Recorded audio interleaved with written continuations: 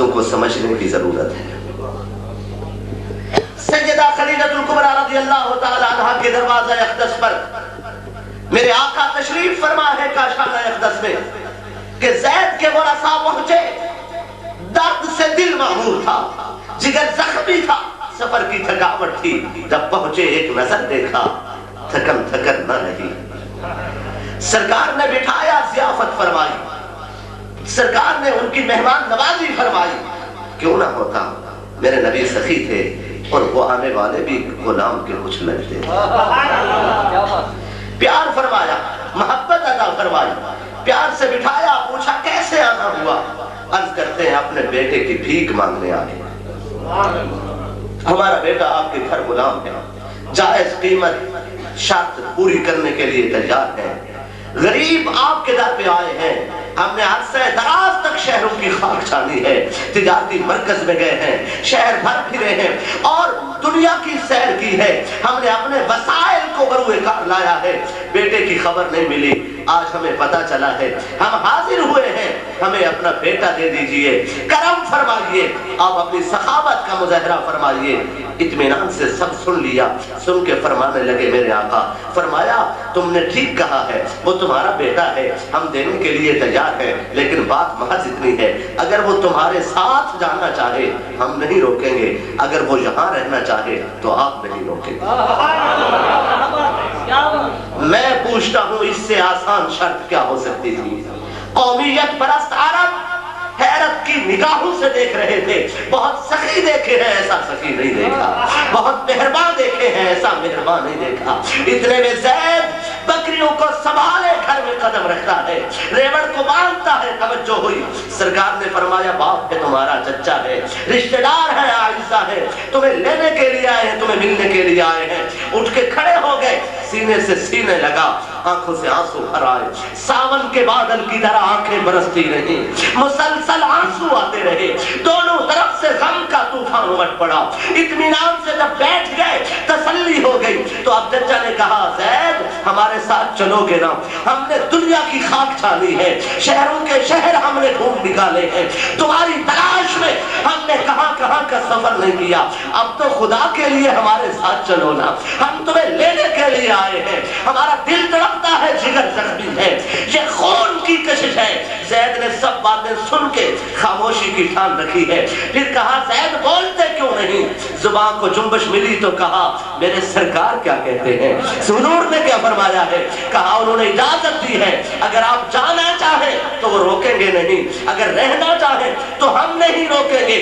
زید نے کہا شکر ہے کہ مجھے جانے کا حکم نہیں دے دیا گیا، میں اپنے مصطفیٰ کا در نہیں چھوڑ سکتا، میں اپنے مصطفیٰ کا در نہیں چھوڑ سکتا۔ ابھی اعلان نبوت نہیں ہوا، اعلان رسالت نہیں ہوا، چچا کہتا ہے وَيْحَكَ يَا زید أَتَخْتَارُ الْعَبُودِيَّةَ عَلَى الْحُرِّيَّةِ، زید تو ہلاک ہو جائے، تو نے غلامی کی زندگی کو آزادی پر ترجیح دی ہے، تو نے غلامی کو قبول کیا ہے، آزادی کو ٹھوکر مار دی ہے، آرام اور آسائش کو ٹھوکر مار دی ہے، ہمارے ساتھ چلنے کی بجائے غلامی کو قبول کیا ہے۔ رو کے کہتا ہے چچا تمہیں خبر نہیں مصطفیٰ کی غلامی میں رکھا کیا ہے۔ دنیا بھر کے دانشور، رہبر و رہنما، فلاسفہ اور دنیا بھر کے لیڈر میدان میں اتر آئیں اور اپنا کردار پیش کریں۔ کوئی ہے ایسا جس نے غلام کو یہ محبت دی ہو کہ غلام آزادی کو چھوڑ دے اور غلامی کو پسند کرے؟ اگر ایسا نہ ملے تو آؤ مدینے میں مصطفیٰ رہتے ہیں۔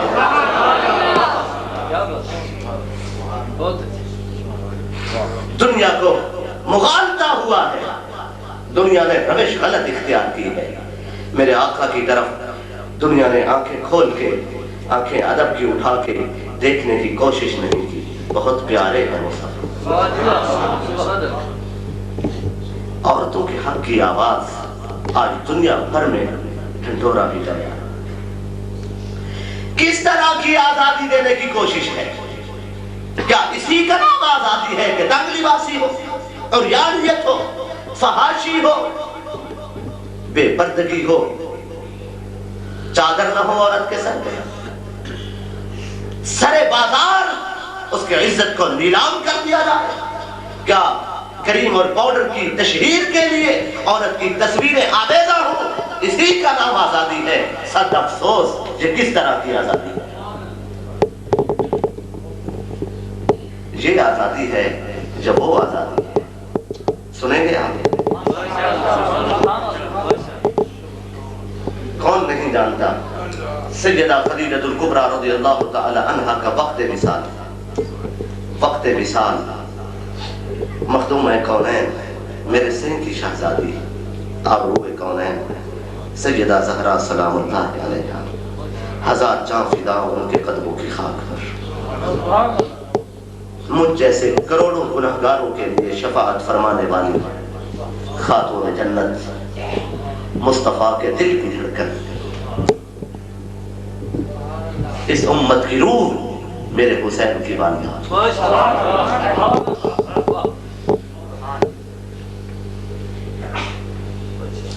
آبروئے کونین کو بلایا، ننھی سی شہزادی کو بلا کے فرمانے لگی، بیٹا آج تک تیری امی نے مصطفیٰ سے مصطفیٰ کے سوا کچھ نہیں مانگا،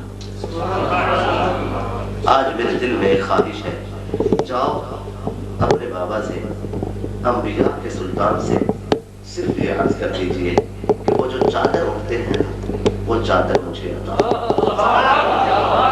وہ چادر جسے قرآن فرماتا ہے یا ایھا المزمل، کوئی پیار تو تھا اس چادر میں، وہ جو اٹھ کے جاتے تھے وہی آتے تھے، تو اس چادر کا مطالبہ شہزادی پہنچی، دست ادب جوڑ کے عرض بیٹھنے والے سنیں، اس سے بڑھ کر عورت کے حق کے لیے کون سی آواز ہے؟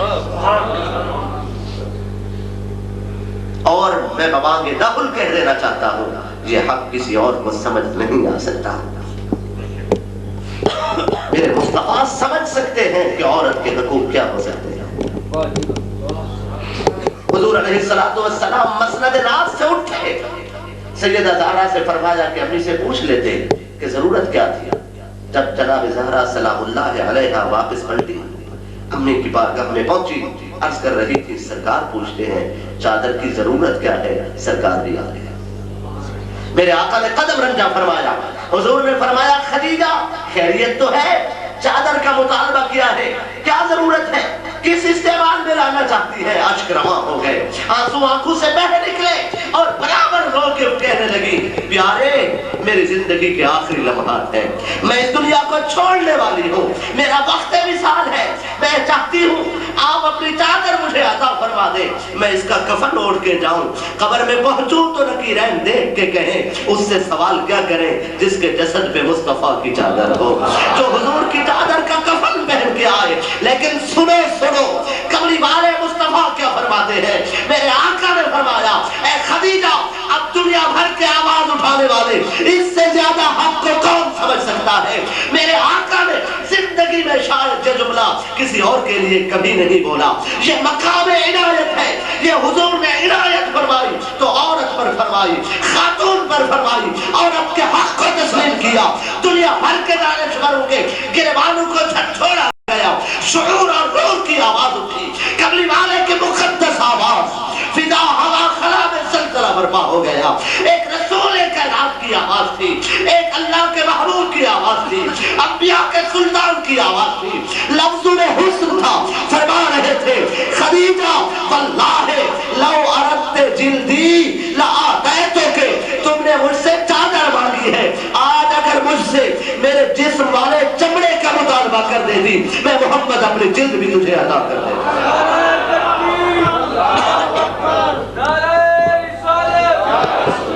دعا کے لیے، صرف تسکین کے لیے، ذوق کے لیے، صرف دوسرے آدمی کو خوش کرنے کے لیے، وقتی طور پہ کسی کو راضی کرنے کے لیے آسان باتیں کہہ دیتے ہیں۔ یہ میرے مصطفیٰ ہیں جو فرضی باتیں کرنے سے مبرہ ہیں، جن کے ہر قول پر وما ينطق عن الهوى ان هو الا وحی یوحی کی مہر لگ چکی ہے، وہ جو فرماتے ہیں حق اور سچ فرماتے ہیں اور حق اور سچ کے سوا کچھ نہیں فرماتے۔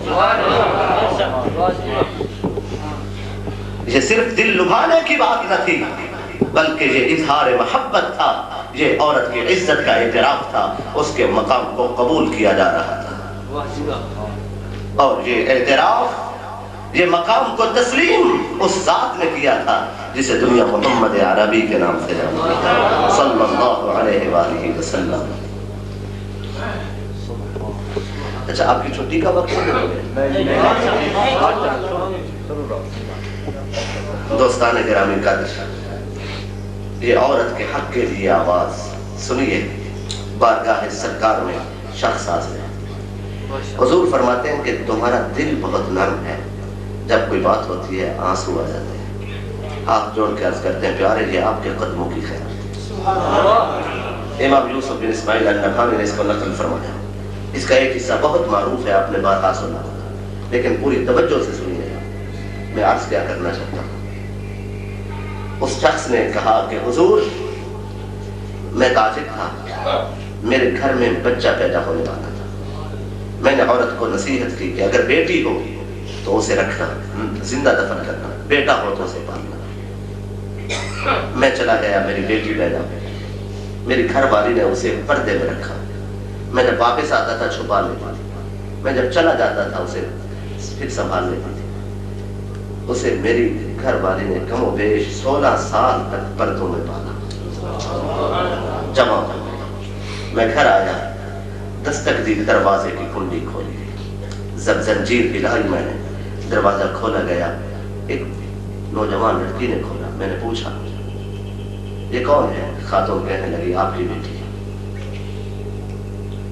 کہتے ہیں میرے زمانہ جاہلیت کی غیرت میں جوش پڑا کہ تیری بیٹی، تیرے دروازے پہ کوئی داماد بن گیا، کوئی بیٹی کا رشتہ مانگنے کے لیے، کوئی تیرے دروازے پہ بارات لے کے آیا۔ میری غیرت کو یہ بات گوارا نہ تھی، میں نے دعوت کا عذر کیا۔ میں پوچھتا ہوں جس باپ کو یہ بات گوارا نہ تھی، آج اس باپ سے پوچھئے 60 70 سال کی عمر میں سفید ریش ہوتے ہیں، بال سفید ہو چکے ہیں، آزاد تھک چکے ہیں، کام کرنے کے قابل نہیں ہیں، لیکن پھر بھی سارا دن مشقت کر کے سر پہ وزن اٹھا کے گلیوں کا چکر لگا کے 4 پیسے کمانے کی کوشش میں ہیں۔ اگر آپ پوچھیں تو وہ کہیں گے گھر میں بیٹی ہے، ان کے ہاتھ پیلے کرنا چاہتا ہوں۔ میں پوچھنا چاہتا ہوں باپ کو یہ درد کس نے دیا ہے؟ ایک مزدور 8 گھنٹے کی مشقت کرنے کے بعد 4 گھنٹے اوور ٹائم لگاتا ہے، سخت محنت کے مرحلے سے گزرتا ہے۔ اگر آپ اس سے پوچھیں تو وہ یہی جواب دے گا گھر میں بہن ہے، اس کے ہاتھ پیلے کرنے ہیں، اس لیے اوور ٹائم لگا کے 4 پیسے کماتا ہوں۔ میں پوچھتا ہوں یہ کون ہے جس نے بھائی کے دل میں یہ درد دیا ہے؟ اس ذات کو مصطفیٰ کہتے ہیں۔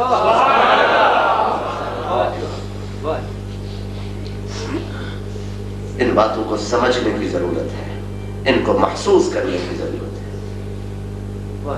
آج ماں، بہن اور بیٹی جس آزادی کی تلاش میں ہے، دنیا انہیں رسوا کرنے والی ہے۔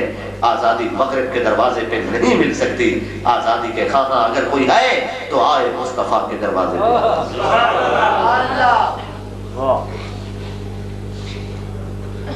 اس باپ نے کہا کہ سرکار میں نے بیٹی کو ساتھ لیا، دعوت کا عذر کیا، مکہ کے قریب اس جگہ پہنچا جہاں بیٹیوں کو زندہ دفن کیا جاتا تھا۔ میں نے زمین کو کھودنا شروع کیا، گڑھا کھودا۔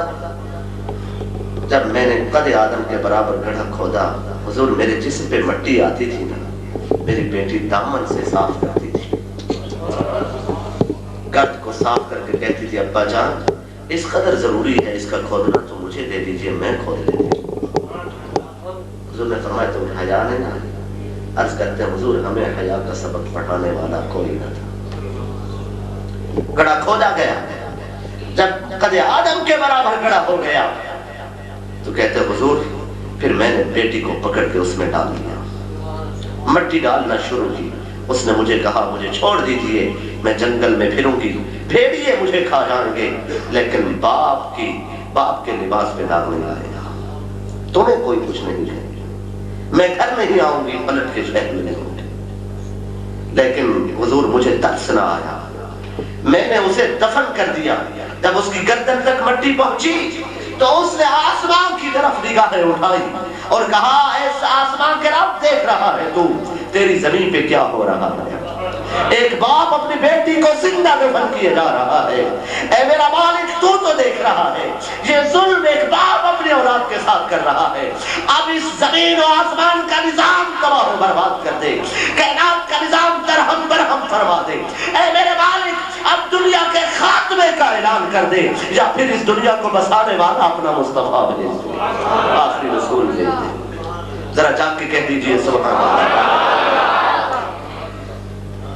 عرض کرتا ہے حضور جب میں نے یہ کیا میرا دل مطمئن تھا کہ میرے دروازے پہ کوئی بارات نہ آئے گی, کوئی داماد بن کے نہیں آئے گا, اب کوئی میرا داماد نہیں ہوگا. لیکن وقت گزرتا رہا, آپ کے قدموں میں آنا نصیب ہوا, ہدایت ملی. اب جب رات کو سوتا ہوں میری بیٹی خواب میں آتی ہے, مجھ سے پوچھتی ہے بِأَيِّ ذَنْبٍ قُتِلَتْ, کس جرم میں مجھے قتل کیا گیا تھا, کون سا گناہ تھا, کون سی غلطی تھی, کون سی ایسی خطا کہ مجھے زندہ دفن کر دیا گیا. میں سسکیاں لے لے کے میں نے دم دیا, مجھے اس قدر بے دردی کے ساتھ قتل کیا گیا, زندہ دفن کیا گیا. تم باپ ہو کوئی ظالم ہو. سرکار مجھے رات کو نیند نہیں آتی, دن کا چین لٹ گیا ہے, میں قربان اس مصطفیٰ کے. آنکھوں سے آنسو روا ہے. عرض کرتا ہے حضور مجھے اپنی بیٹی سے معافی دلوا دیجیے.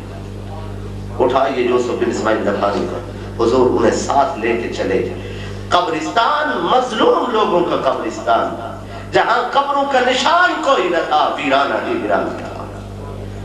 جہاں مظلوم زندہ لوگ دفن کیے جاتے تھے, بچیوں کے قبرستان میں پہنچے. عورتیں کبھی تاریخ اٹھا کے تاریخ کا وہ منظر دیکھیں.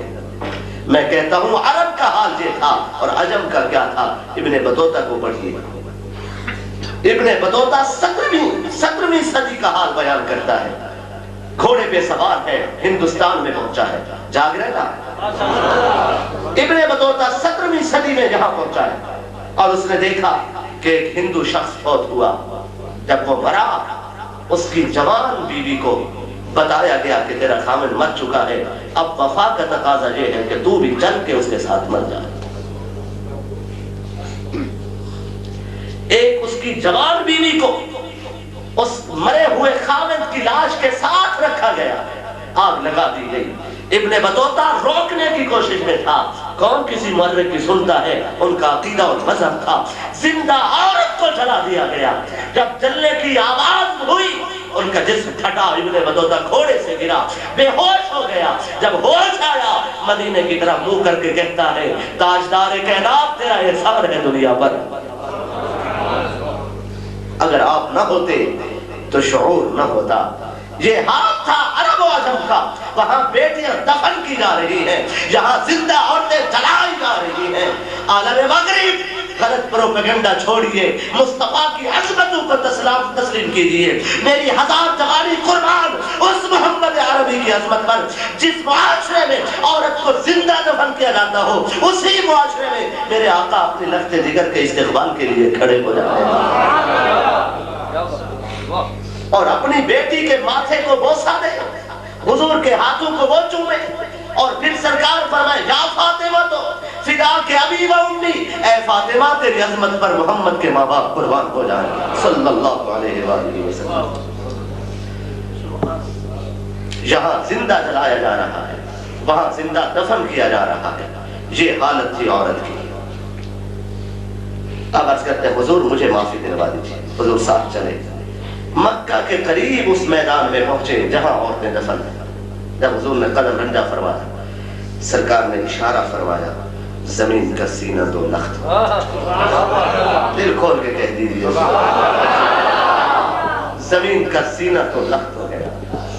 مردے کو بے چینی تھی حضور کے اشارہ. میں کہتا ہوں مظلوموں کے دکھ دور ہو گئے ہوں گے جس دن میرے سرکار نے غریبوں کی قبروں پہ قدم رکھا. دنیا ہمیں تانے نہ دے, ہمیں کوئی فکر نہیں ہے. ہم بے عمل سے ہی, بدکار سے ہی, مجرم و خطا کار سے ہی, 1000 گنہگار سے ہی, لیکن ہماری قبر میں مصطفیٰ کی آمد ہو گئی تو دکھ نہیں رہے, اور انشاءاللہ ہو جائے. میرے آقا کی نظر عنایت ہو، مجھے مصطفیٰ بھول جائیں، یہ میرے دشمنوں کی بھول نہیں ہو سکتا ہے۔ جان رہے سرکار نے اشارہ فرمایا، قبر کا سینہ کھلا، زمین دو لخت ہوئی، فاصلے پیدا ہوئے، اور وہ مردہ بیٹی زندہ ہو کے کھڑی ہو گئی، ادب کے ساتھ حضور کو دیکھنے لگی، پیار سے سر جھکائے نیاز مندی کرنے لگی۔ سرکار نے فرمایا، بیٹا میں انبیاء کا سلطان آج تیرے دروازے پہ تیرے باپ کو لے کے آیا ہوں، اس کے لیے یہ معافی مانگنے آیا ہے، میں اس کے لیے سفارش کرنے آیا ہوں، اللہ کی رضا کے لیے معاف کر سکتی ہو؟ اس سے پوچھئے جس سے ظلم ہوا ہو، لیکن کہتے پیارے آپ آ گئے، اب دکھ نہیں رہے، میں نے معاف کر دیا۔ باپ عرض کرتا ہے، حضور صرف یہی خواہش ہے کہ آپ انہیں کہہ دیں ایک بار ہمارے ساتھ چلیں، انہیں عزت سے روٹی دوں گا، ان کی خدمت کروں گا، انہیں لباس دوں گا، باوقار زندگی دوں گا، اپنا مال صرف کروں گا، فریضہ ادا کرنے کی کوشش کروں گا، عزت کے ساتھ گھر سے روانہ کروں گا، ایک بار میرے ساتھ چلے، اپنے گناہ کا ازالہ کرنے کی تمنا رکھتا ہوں۔ اس مصطفیٰ کی عظمتوں پر قربان جاؤں۔ عنایت کی نظر فرمایا اختیار ان کو دیتے ہیں، جانا چاہے تو لے کے چلیں گے، اگر یہاں رہنا چاہے تو ان کی مرضی ہے، جیسے یہ چاہے۔ میں پوچھتا ہوں دنیا میں ہے کوئی ایسا مولانا جو اس طرح کا اختیار رکھتا ہو؟ مولانا اعتراض کی زبان ٹھیک نہیں ہوا کرتی، مثلیت کے دعوے بہت غلط ہیں، مصطفیٰ جیسا کون ہو سکتا ہے؟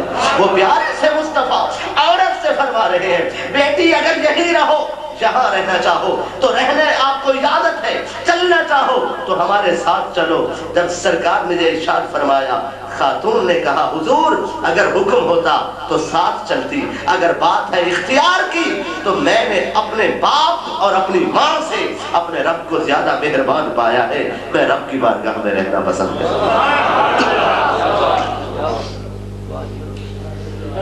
واپس عالم برزخ کی طرف روانہ ہو گئے، دل کا بوجھ اتر گیا۔ وہ کون ہے جو قاتلوں اور ظالموں کے لیے اتنا مہربان ہو؟ اگر کوئی ایسا نہ ملے تو آؤ مدینے میں مصطفیٰ سوئے طیبہ چلیے، وہاں پیارے سے مصطفیٰ رہتے ہیں، وہاں ایک خوب مصطفیٰ رہتے ہیں، ایک سونے سے مصطفیٰ رہتے ہیں۔ اگر اجازت ہو تو میں آخر میں ایک ذوق کی بات عرض کرتا ہوں۔ بہت اچھی دوستان گرامی کر اللہ، یہ تھی حقوق کی بات، حق کی باتیں، اور اسلام کا معاشرہ حق مانگنے پر قائم نہیں ہے کہ حقدار حق مانگے تو اسے دے دیا جائے، یہ اسلام کا معاشرہ نہیں۔ اگر کوئی حق مانگے اور اسے حق دے دیا جائے، یہ معاشرہ اسلام کا معاشرہ نہیں ہے۔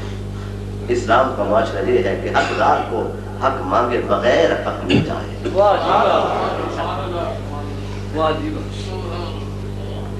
کاش ہمارے نوجوان کبھی دل سے میرے آقا کو پڑھنے کی کوشش کرتے، ذہن میں تصور میں لانے کی کوشش کرتے، کچھ سمجھنے کی کوشش کرتے۔ یہ ٹھیک ہے میرے آقا کا حسن تصور میں نہیں سمجھ سکتا، یہ صحیح ہے ہمارے دل کی وسعتیں تنگ پڑ جاتی ہیں، اس حسن کی وسعتیں کہیں زیادہ۔ میرے خیال ہے آپ کی چھٹی کا وقت ہو گیا،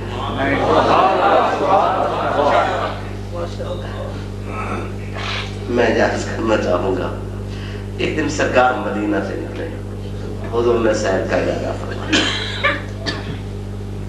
سیر کے لیے جب شہر سے باہر آئے، ایک قافلہ خیمہ جانا، حضور اس قافلے کے قریب پہنچے اور میرے آقا کو ایک اونٹ پسند آیا۔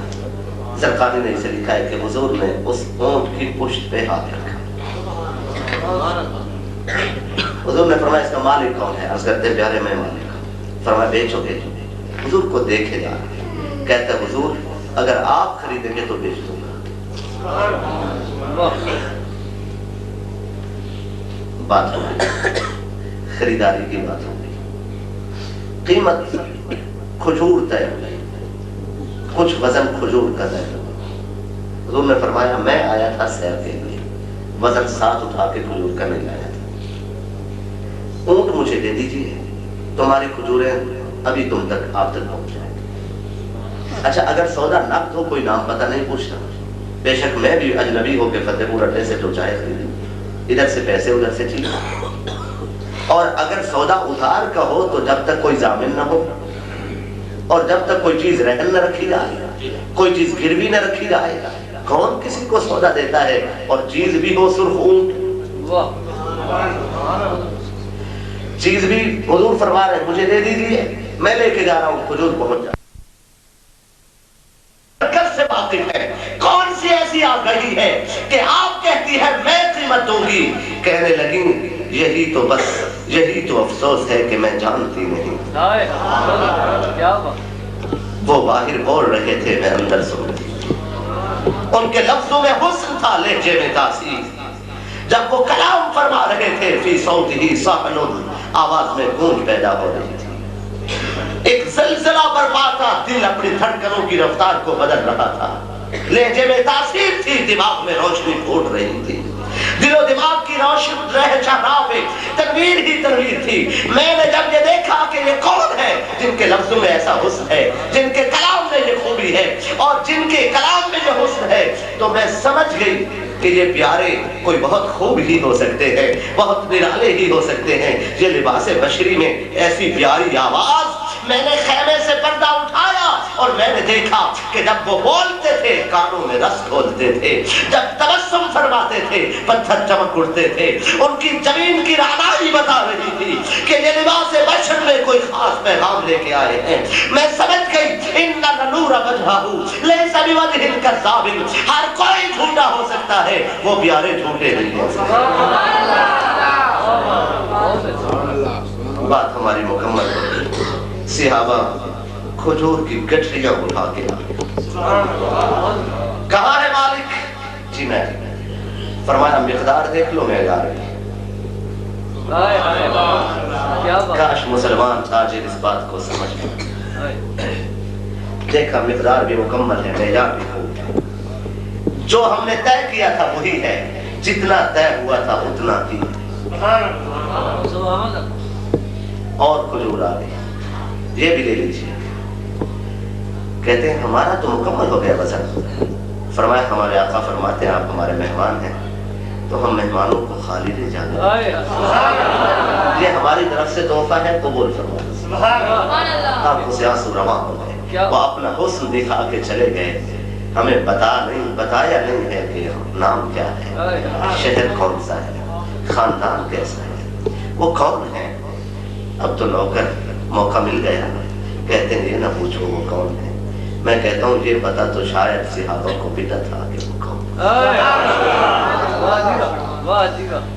اتنی خبر تھی وہ سلطان انبیاء، وہ قائد الرسل ہے، وہ حبیب کبریا ہے، وہ محبوب خدا ہے۔ تعارف ہوا، جب سرکار کی غلامی کی بات آئی نا، وہ قافلے والے رو رہے تھے، کہہ رہے تھے ہمیں لے کے چلو ایک بار ان کے قدموں میں۔ کاش دنیا اس بات کو سمجھ پاتی کہ اگر حضور کے قدموں میں پہنچنا ہو تو صحابہ کا دامن تھام لیجیے۔ بارگاہ سرکار میں آئے، حضور کے قدموں میں بیٹھے۔ علامہ زرقانی لکھتے ہیں تمام مرد و زن مسلمان، پورے قافلے نے اسلام قبول کیا۔ میں پوچھتا ہوں یہ میرے نبی نے جو انہیں کلمہ پڑھایا تشدد جبر کر کے پڑھایا؟ قطعاً نہیں۔ مولانا آپ کو مغالطہ ہوا ہے، میرے نبی کا دین تلوار سے نہیں پھیلا، میرے مصطفیٰ کے کردار سے پھیلا۔ کاش وہ چہرہ میری آنکھ نے دیکھا ہوتا، مجھ کو تقدیر نے اس دور میں لکھا ہوتا، باتیں سنتا میں کبھی اور پوچھتا معنی ان کے، آپ کے سامنے اصحاب میں بیٹھا ہوتا۔ فخری جب مسجد نبوی میں اذانیں ہوتی، میں مدینے سے گزرتا ہوا چھوڑتا۔ میں بطور خاص حضرت قبلہ پیر طریقت صاحبزادہ سید محمد ثناء اللہ شاہ صاحب قادری گیلانی دامت برکاتکم العالیہ کا شکریہ ادا کرتا ہوں۔ میزبان تو یقیناً شکریہ ادا کریں گے. میں بھی کہ آپ نے مجھے ایسے طالب علم کی گفتگو کو شرف قبولیت بخشا، پذیرائی بخشی، عزت افزائی فرمائی، تشریف فرما ہوئے. اور حضرات علماء کرام، قبلہ حضرت مولانا محمد حفیظ اللہ صاحب کا نام تو مجھے یقیناً جاتے ہیں، اور بھائی سلیم الرحمان صاحب یہ اثر سے واقفیت اور شناسائی تعلق ہے. باقی حضرات علماء کرام سے ابھی چونکہ سلسلہ مجھے بالکل ایسا ہی ہے، میں نام سے واقف نہیں ہوں، لیکن علماء ہمارے سر کا تاج ہے. میں ان کا شکریہ ادا کرتا ہوں کہ انہوں نے مجھ ایسے طالب علم کو سنا. یہی وہ لوگ ہیں جو انتہائی معمولی آمدنی پر دین کی خدمت کا فریضہ سر کیا. خدا ان کو سلامت رکھے. باقی دعوانا الحمدللہ رب العالمین.